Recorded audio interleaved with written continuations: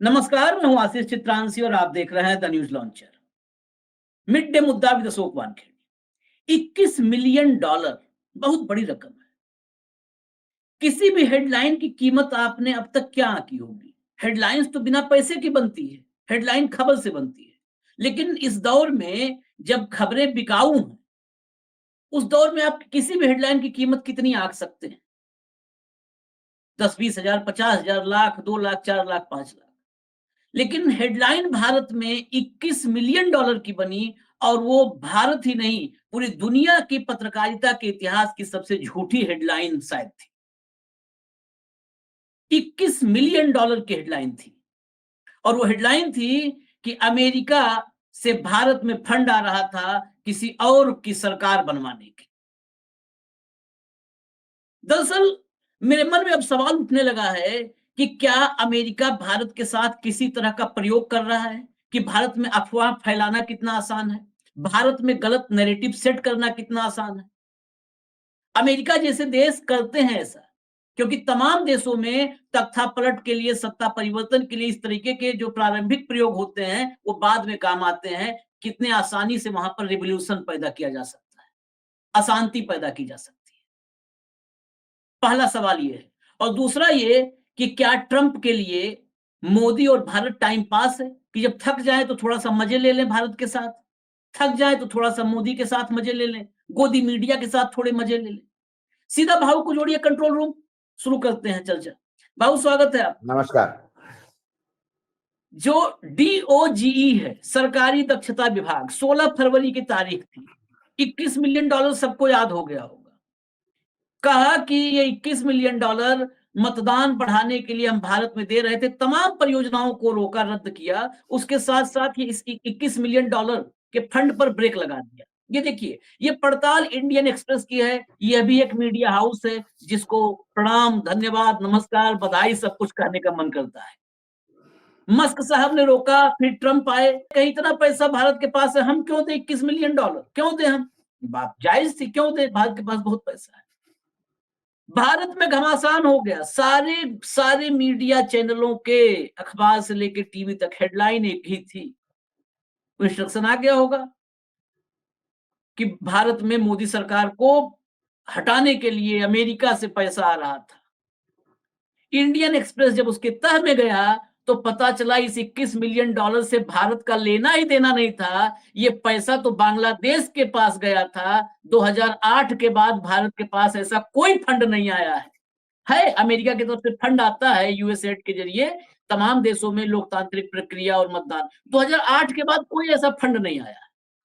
भाऊ, जरा ये कहानी खोलिए परत दर परत, बहुत रोचक है ये। देखिए आशीष, इसको कहते हैं मिस इन्फॉर्मेशन। मतलब मुझे लगता है कि मैं कहता था कि हमारे देश में हमारे शीर्षस्थ नेता मुंह खोलते तो झूठ बोलने के लिए। अब पता पड़ गया कि ट्रम्प भी बोलता है तो झूठ, मुंह खोलता है तो झूठ बोलने के लिए। बिल्कुल भाई, भारत का रिप्लिका बन गया है अमेरिका। मियामी में भाषण देते हुए उन्होंने कहा कि हम भारत को क्यों पैसा दें, क्यों पैसा दे भारत को? भारत का टैक्स लगाता है हम पे। और मुझे तो ऐसा लगता है, उसके बाद सूचना नहीं है, शब्द देखिए, चयन। मुझे तो ऐसा लगता है कहीं वर्तमान सरकार गिराने के लिए तो पैसा नहीं दिया गया हो। मुझे तो ऐसा लगता है। ट्रम्प साहब को तो कुछ भी लग सकता है। ट्रम्प साहब को तो जब मन आया तो उनको किसी पॉर्न स्टार पे भी कुछ करने की इच्छा हो जाती है। ट्रम्प साहब है, वर्तमान में राजा है, शहंशाह है। तो उन्होंने मुंह खोल दिया। सब लोगों ने यहाँ पे हेडलाइन बन गया। आज मैं कई अखबारों में देख रहा था, हेडलाइन छपी है कि सरकार बदलने के लिए पैसा दिया जा रहा था। ओरिजिनल मतलब इसमें सबसे हास्यास्पद क्या है आशीष? पहले ये कहा गया कि 21 मिलियन भारत को जो मिल रहा था एड बंद कर दिया गया। Okay fine. फिर आया कि वो मालवीय टूट पड़े कि वो कांग्रेस को जा रहा था। फिर यूएस एड से चाइना पे घुसेड़ दिया, जॉर्ज सोरोस को जोड़ के। फिर जब उनको पता पड़ा कि यूएस एड में प्रधानमंत्री से लेकर सब अटके हुए हैं, फिर बैकफुट पे आ गए। लेकिन भारत सरकार के तरफ से भी ये एक्सप्लेनेशन नहीं आया कि ऐसा कोई पैसा आ ही नहीं रहा था, किस पैसे की बात कर रहे हैं। भारत सरकार क्यों चुप रही अभी तक? जो काम इंडियन एक्सप्रेस ने किया वो भारत सरकार को कर लेना चाहिए था, बोलना चाहिए था कि भाई किसको 21 करोड़ रुपए दे रहे थे आप, जो हमारा आपने कैंसिल कर दिया। बेसिकली कंफ्यूजन बहुत बड़ा है। एक फंड, एक वहां पे यूएस एड के द्वारा कुछ अलग अलग संस्थाओं को फंड दिया जाता है, जो वो भी सरकारी संस्थाएं हैं, जो इन रिटर्न अलग अलग कामों के लिए पैसा खर्चा करती है। तो एक 21 मिलियन डॉलर उन्होंने अनाउंस किया था बहुत पहले। और सीईपीपीएस करके एक संस्था है उसको, और उसको ये कहा गया था कि हम तुम्हें 486 मिलियन डॉलर यूएस एड के तरफ से देंगे, जो आपको विभिन्न देशों पे खर्चा करना है। उसमें मालदोवा है जिसको 22 मिलियन डॉलर है, भारत है 21 मिलियन डॉलर। ये बहुत पहले एक पॉलिसी डिसीजन हुआ था, उसमें उन्होंने 2016 में जब ये डिसीजन हुआ तो मालदोवा को अभी तक 2016 से मालदोवा को 13.2 मिलियन डॉलर मिले, उनको भी 22 मिलियन पूरा नहीं मिला। फिर ये एकदम 21 मिलियन आया कहां से, जो भारत को दिया ही नहीं गया अभी तक? तो ये 21 मिलियन डॉलर आया कहां से? दरअसल 21 मिलियन डॉलर ये बांग्लादेश के लिए दिया गया था। बांग्लादेश में मेरा वोट मेरा है, बंगाल में अमार वोट अमार, अमार वोट अमार, इस मूवमेंट के लिए और कई बाकी योजनाएं लागू की इलेक्शन प्रोसेस, इलेक्शन के लिए, वो बांग्लादेश को दिया। और वो भी 2025 तक 3 वर्ष पूरे हो जाते, 3 वर्ष के लिए ये स्प्रेड किया गया था। और अभी तक उनको भी 13.4 मिलियन डॉलर ही मिला है, 21 उनको भी नहीं मिला है पूरा। तो ये 21 मिलियन डॉलर उन्होंने कहा कि हम जो बाहरी देशों के इलेक्शन के लिए दे रहे हैं, मतदान बढ़ाने के लिए दे रहे हैं, वो उन्होंने 2016 से लेके जितने भी एग्रीमेंट हुए होंगे, जितने भी अलॉटमेंट हुए होंगे, उन्हें कहा कि सब रद्द कर देते हैं। लेकिन जो रद्द किए हैं उसको मिला क्या? उदाहरण के तौर पे आपने कहा कि हम अशोक वानखेड़े जी को आने वाले 3 साल तक अपनी हिंदी भाषा सुधारने के लिए 3 लाख रुपए देते, लाख रुपए महीने पे। आपने मुझे 2,000 रुपए दिए, उसके बाद मैंने 2,000 रुपए का खर्चा आपको नहीं बताया, आपने बाकी पैसा भी नहीं दिया। और फिर 3 साल बाद आपने कहा कि वो जो 3 लाख रुपए अशोक वानखेड़े को दे रहे थे वो बंद कर रहे हैं। तो अशोक वानखेड़े को मिला कितना? और फिर बाद में पता पड़ा कि ये 3 लाख रुपए तो अशोक वानखेड़े के साथ साथ 4 लोगों को और दिया जा रहा था। आपने किसी और का बंद कर दिया और अशोक वानखेड़े का नाम ले लिया। और हमारे यहां युद्ध हो रहा है। मुझे इस पे ताज्जुब ये लगा कि सरकार, अमेरिकन सरकार गलती कर सकती है, ट्रंप झूठ बोल सकते हैं, हमारी भारत सरकार क्यों चुप रही? इसमें एक पॉइंट और पता है भाऊ, एक पॉइंट बड़ा महत्वपूर्ण है। ये जो डीओजी है जिसके प्रमुख है मस्क, ये जो 21 मिलियन डॉलर भारत के लिए चिन्हित किया था, ये डीओजी ने चिन्हित किया। यहां पर डीओजी से ही गलती हुई है। जो 21 मिलियन डॉलर भारत के लिए उन्होंने चिन्हित किया, वो भारत के लिए था ही नहीं, वो बांग्लादेश के लिए था, वो बांग्लादेश के लिए था। मैं कहता हूं कि उनको मैं एक एरर की जगह देता हूं। हाँ, क्योंकि 21 मिलियन डॉलर 2016 में यह तय हुआ था कि यूएस एड करीब करीब 500 मिलियन डॉलर, हाँ 486, हाँ 486 मिलियन डॉलर सीईपीपीएस को देगा। और सीईपीपीएस विभिन्न देशों पे खर्चा करेगा। तो कौन कौन से देश है, जैसे जिसमें मालदोवा 22 मिलियन, भारत 21 मिलियन, नहीं नहीं उसमें वो भाऊ हाँ भारत वाला जो 21 मिलियन है, ये बड़ा हाँ साफ है कि डीओजीई के अनुसार इस कोष में शामिल मालदोवा को, डीओजीई के अनुसार, ये हाँ सीपीपीएस के अनुसार नहीं, डीओजीई, 22 मिलियन हाँ डॉलर मालदोवा और 21 मिलियन डॉलर भारत। हालांकि हाँ नीचे, हालांकि डीओजी द्वारा चिन्हित यूएस एड का 21 मिलियन डॉलर का अनुदान बांग्लादेश के लिए था। बांग्लादेश के वहां लिए पर था, भारत बांग्लादेश के लिए था। हाँ भारत यूएस एड, भारत कई जगह यूएस एड काम कर रहा है, हमने कल भी इस पे कार्यक्रम किया, हाँ स्वास्थ्य को लेके, एजुकेशन को लेके, अर्बन डेवलपमेंट, रूरल डेवलपमेंट के लिए बहुत काम कर रहा है यूएस एड। लेकिन ये जो पैसा था, ये चिन्हित गलत बांग्लादेश, भारत को बांग्लादेश, भारत को करके दे दिया, ठोक दिया, क्योंकि एलन मस्क के दिमाग में भारत ही चलता है। हाँ 140 करोड़ का उपभोक्ता है हाँ एलन मस्क का, टेलीफोन अभी इंटरनेट चलना है, एलन मस्क की गाड़ियां आनी है, एलन मस्क को धंधा चाहिए इंडिया में, तो 24 घंटे भारत फितरती रहता है। उनने बोल दिया, चलो उसने अपना बोल दिया, उसने मिस्टेक की, क्योंकि वो तो कोई कोई अधिकारी तो नहीं है, वो कॉर्पोरेट सेक्टर का प्लेयर है। उसके बाद ट्रम्प साहब ने मुंह खोल दिया, हमने तो बोला वो अमेरिका को नए मोदी मिल गए, वहां पे भी वो चलो ठीक है, उनने बोल दिया कि भाई मुझे लगता है कि सरकार बदलने के लिए, अब किसको कुछ भी लग सकता है। जब मोदी जी को ये लग सकता है कि भाई हिंदुओं के, महिलाओं के गले का मंगलसूत्र मुसलमान को खींच के देगा, तो उस लगने में हम क्या कर सकते हैं। लगना और वास्तविक होने में बहुत फर्क है। कुंभ में पानी पीने लायक है, योगी जी कह रहे हैं, मैं तो कहता हूँ कि योगी जी रोज पानी पिए, उसमें गंगा का ही पानी पिए, ज्यादा अच्छा है। योगी जी के लिए खास बॉटल भर भर के लाना चाहिए वहां से पानी, खुद तो बिस्लेरी का पीते हैं।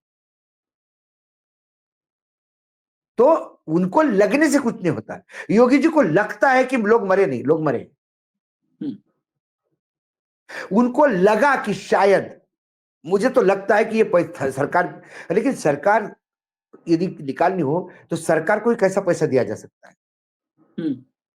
ये पैसा फिर बाकी दूसरी एजेंसी को दिया जाएगा जो भारत में विद्रोह करवाएगा। हाँ हाँ हाँ सरकार को ही कैसा सरकार लौटने के लिए पैसा दिया जा सकता है। आप मुझे ही पैसा दे रहे हो कि अशोक जी ये 25,000 रुपए लो और एक आदमी को पैसा दो ताकि वो आपको लट मारे, ये ऐसा कैसा पैसा, किसी और को देना पड़ेगा। ये तथ्य, मतलब ये ट्रम्प कितना आईक्यू, क्या लेवल का है इनका, इनका हम सोच अपना पोर्नो स्टार से आगे जाता नहीं।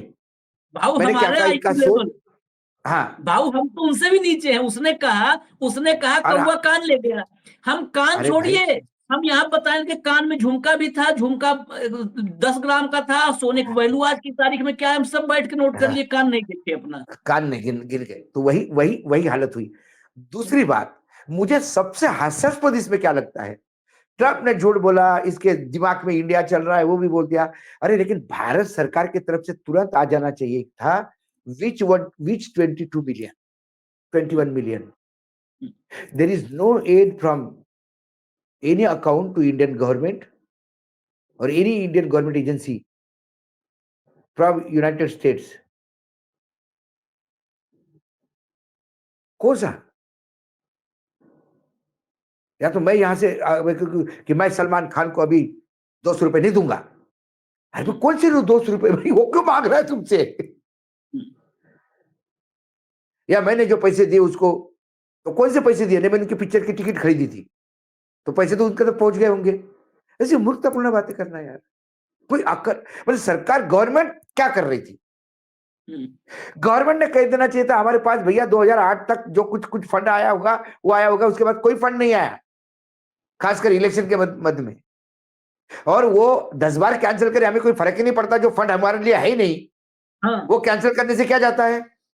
ये तो ताजमहल का टेंडर देने लायक बात होगी कि मैंने ताजमहल का टेंडर निकाला और आपने ले लिया। किसके बाप का जा रहा है, ताजमहल उधर खड़ा है, जो मेरा है ही नहीं, मेरे को अलॉट नहीं है, कोई एग्रीमेंट नहीं है, कोई इंफॉर्मेशन नहीं है, कोई बायोलैटरल, कोई पत्राचार नहीं है। उन्होंने बोला कि हमने तुम्हारा फंड रद्द कर दिया और हम मान गए।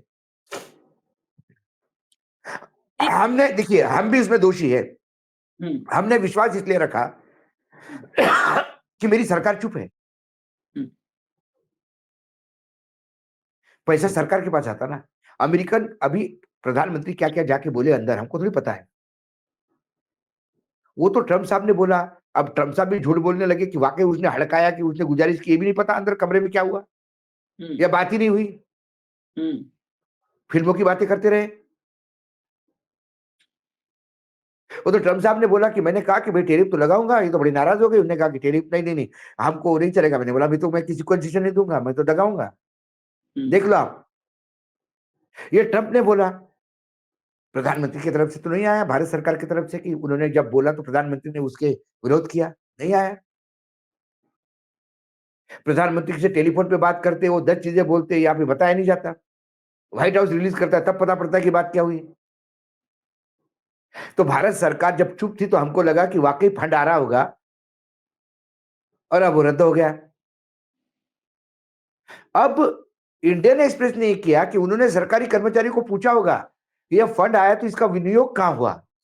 21 मिलियन डॉलर, 184 करोड़ रुपए किस मद में खर्चा हुए। तब किसी ने कहा होगा कि कौन सा आया भैया, पैसे ही नहीं आया हमारे पास। फिर उन्होंने अमेरिका काउंटर पार्ट को पूछा तो पता पड़ा तो बांग्लादेश के लिए था, और जो 21 मिलियन डॉलर था उसमें से 13.4 मिलियन डॉलर दे भी चुके हैं वो। ये बांग्लादेश से भी कंफर्म किया है, मैं बताऊं, बांग्लादेश, इंडियन एक्सप्रेस ने बांग्लादेश में भी से बात कंफर्म किया, की, वहां भी कंफर्म किया। एक और बहुत महत्वपूर्ण, देखिए आपने जैसे कहा कि भारत सरकार को बताना चाहिए था, भारत सरकार क्यों बताए? पूरे दिन 365 दिन और 24 मतलब 24x7 अगर झूठ परोसा जाता है भारत में तो सिर्फ इसलिए कि मोदी जी का वो नैरेटिव बना रहे। ये झूठ मोदी जी के नैरेटिव को सूट कर रहा था। अमित मालवीय ने चला दिया सरकार बदलने के लिए, ट्रंप ने वहां से बोल दिया तो सरकार मतलब मोदी के खिलाफ साजिश हो रही है, ये सूट कर रहा था। अब इस कड़ी में कितने कितने पाप हुए हैं। दरअसल इंडियन एक्सप्रेस ने आज ये खुलासा करके सुबह सुबह मोदी और गोदी इन्हें दोनों की इज्जत उतार दी है।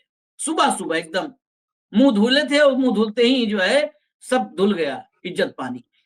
देखिए पाप कितने हुए हैं, यही जो है सबसे इंपॉर्टेंट है आखिरी हिस्सा डिबेट का।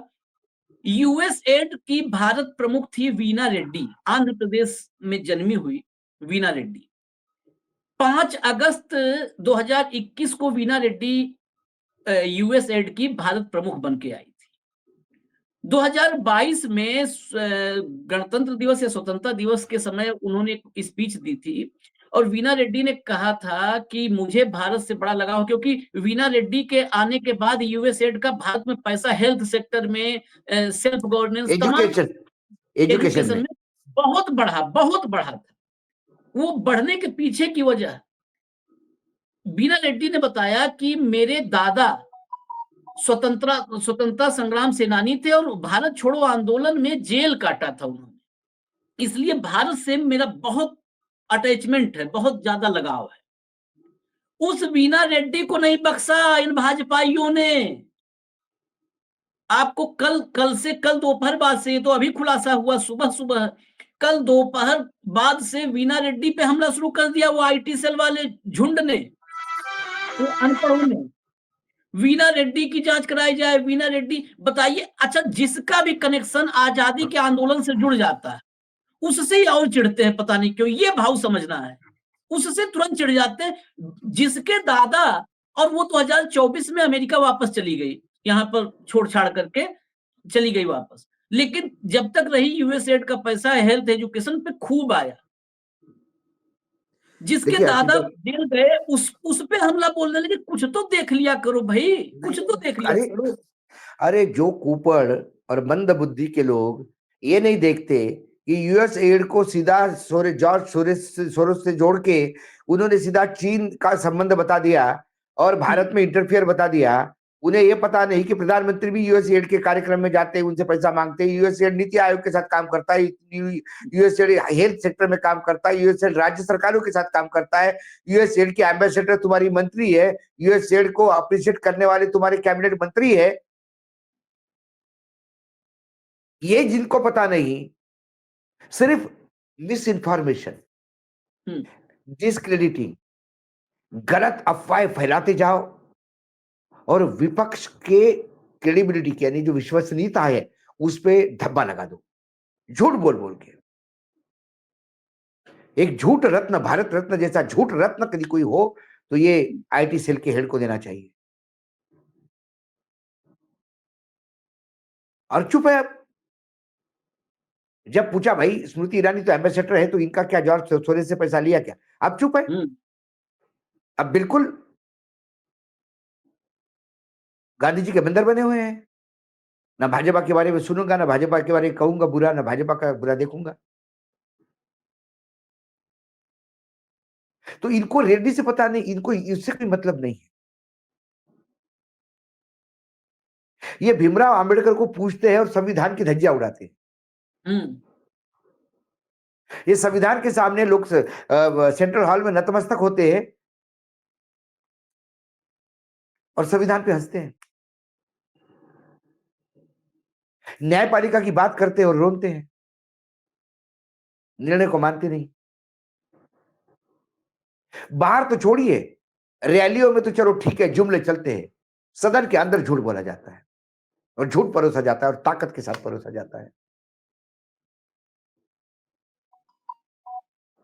तो रेड्डी के माता पिता कौन थे, उसके दादा कौन थे, जिनका इतिहास देश की आजादी की लड़ाई के साथ जुड़ा ही नहीं है, जिनके लिए आजादी ही 2014 के बाद मिली है, उनके लिए 1857 का गदर छोड़िए, 1947 की लड़ाई, 42 की भारत लड़ाई छोड़ो, भारत छोड़ो लड़ाई क्या है, कोई मायने नहीं रखते। जो विदेशी की ताकतों के हमेशा हाथ मजबूत करते आ रहे हैं लोग, इन लोगों से अपेक्षा करते हो कि वो रेड्डी के दादाजी का कम से कम ख्याल रखते।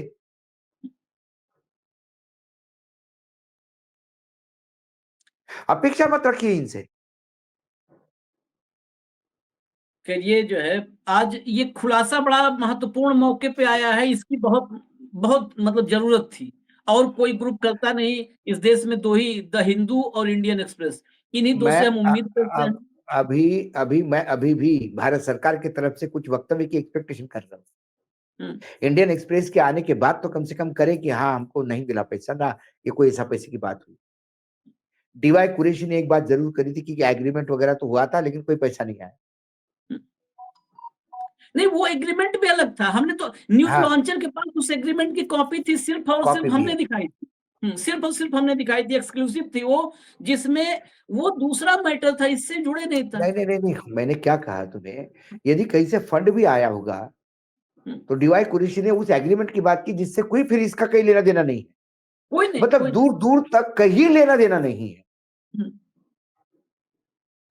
और उस एमओयू के बाद तो भारत सरकार क्यों नहीं बोल रही थी इतने दिन तक?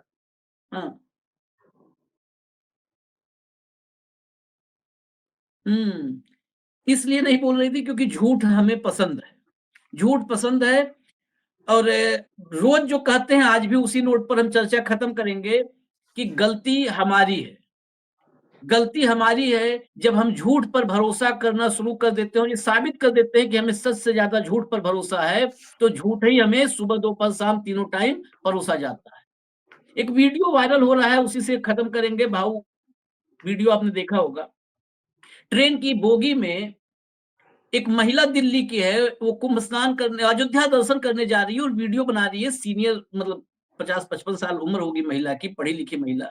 बगल में एक शख्स बैठा हुआ है, उसने बता दिया कि मैं एयरफोर्स में यूक्रेन में था, कोमा में कई साल रहा, उसके बाद जगह मेरे 11 गोलियां लगी थी और अपने हाथ से मैंने सारी गोलियां निकाल दी थी, अपने शरीर की सारी गोलियां। उसने वो वीडियो बनाया, पूरे ट्रेन की बोगी में मौजूद लोग तालियां बजा रहे हैं, कह रहे हैं कि आज तो हम राम के दर्शन करने जा रहे थे लेकिन यहीं पर राम के दर्शन हो गए। और वो बताता है कि अभी राष्ट्रपति भवन में यहाँ से लौटने के बाद मुझे भारत रत्न, वो परमवीर चक्र मिलने वाला है।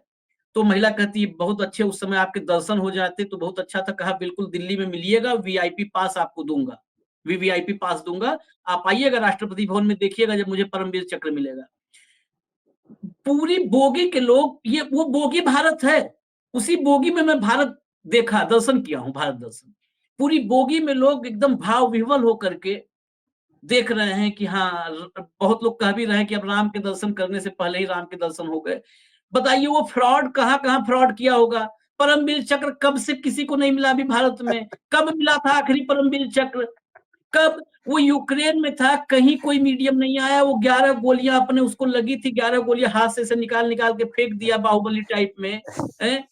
वो ऐसे निकाला और फेंकता गया 11 गोलियाँ। कोमा में था, यूक्रेन में युद्ध किया, वहाँ से भारतीय छात्रों को लेके आया, सारी कहानी बता दिया। उस बोगी में मुझे भारत का दर्शन हुआ, उसी बोगी में।